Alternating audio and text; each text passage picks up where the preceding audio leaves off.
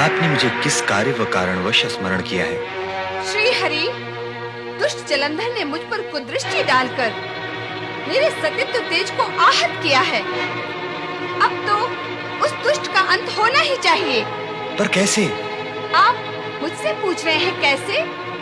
जो दुष्ट दूसरे की पत्नी की गरिमा नहीं समझता और उस पर कुदृष्टि डालता है, उसे जीवित रहने का कोई अधिकार नहीं। उस दुष्ट जलंधर ने कैलाश पर आक्रमण किया, मुझ पर कुदृष्टि डाली और मुझे सुंदरी कहा। जलंधर का उद्देश्य तो अपवित्र था, दृष्टि मलिन थी, मन में पाप था। हम तो जलंधर को समाप्त करना चाहते हैं। फिर उस असुर ने मेरे स्वामी पर प्रहार कर उनकी शक्ति को चुनौती दी है। क्यों? किस कारण से? क्या सोच रहे हैं श्री हरि? अब भी वो अधम यदि जीवित रहा तो जगत में उत्पात मचाता रहेगा।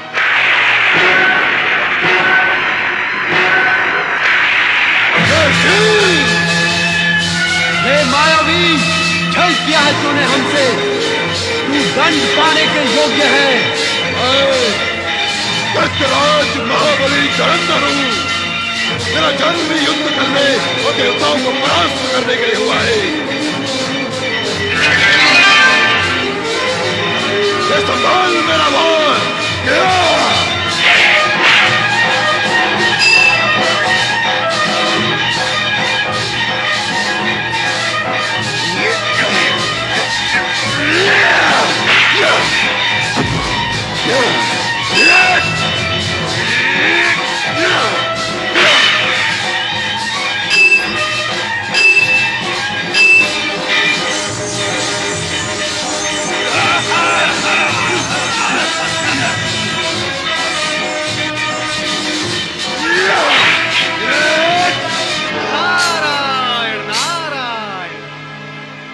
क्यों राहु, शीश झुका हुआ है?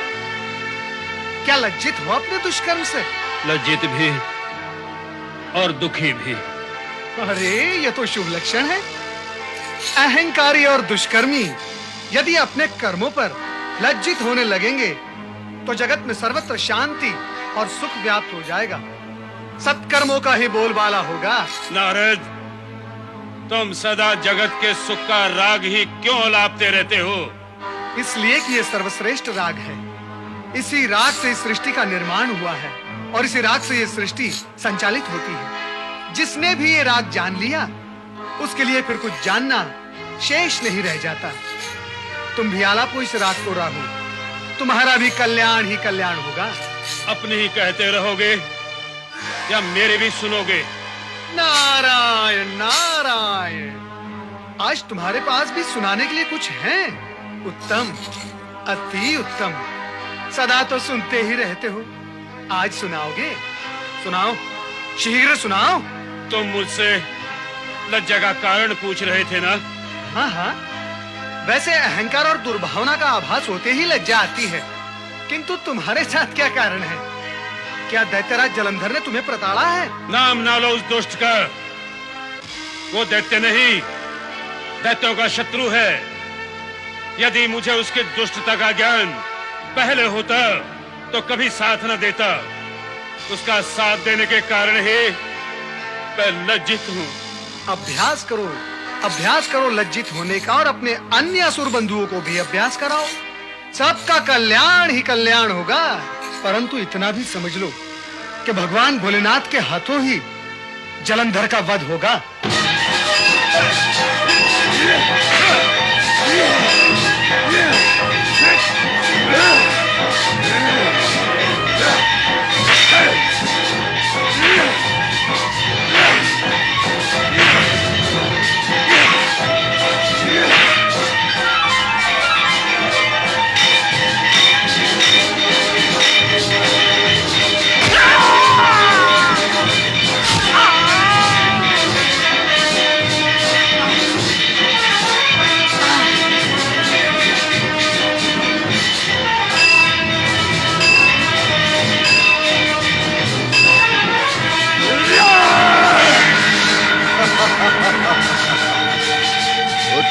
अपनी गदा उठाओ।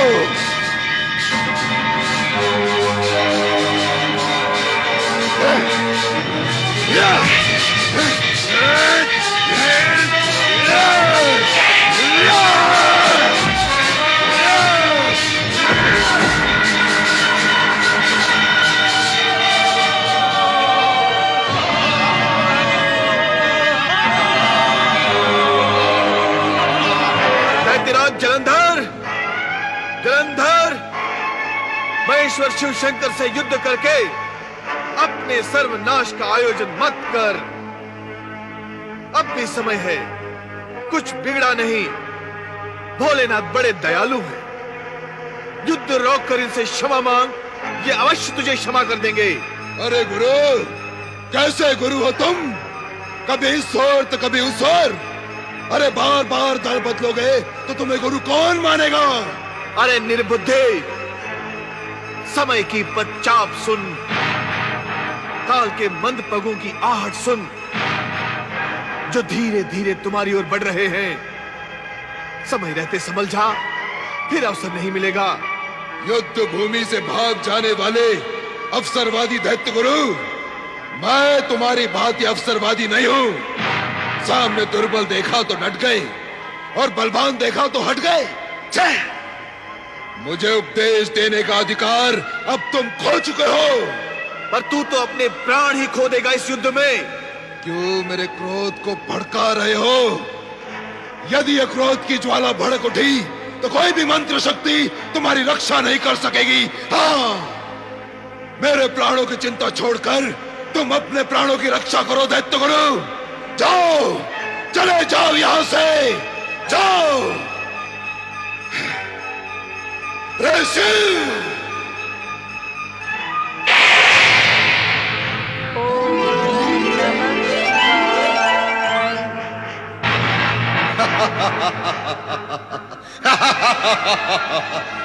देखा दैत्य गुरु, तुम्हारे शिव का त्रिशूल भी मेरे प्रभाव से व्यर्थ हो गया। हाँ, तुम्हारी बुद्धि भ्रष्ट हो गई है जलंधर, इसलिए तुम नहीं समझ पाओगे कि त्रिशूल का इस भांति असफल होना शिव की लीला है। परम ज्ञानी ध्यानी नहीं समझ सके शिव की लीला को, तो तुम जैसा पापी क्या समझेगा? सत्य तो यह है कि काल तुम्हारे सिर पर मंडरा रहा है और अब तुम पर आकर बैठेगा अवश्य।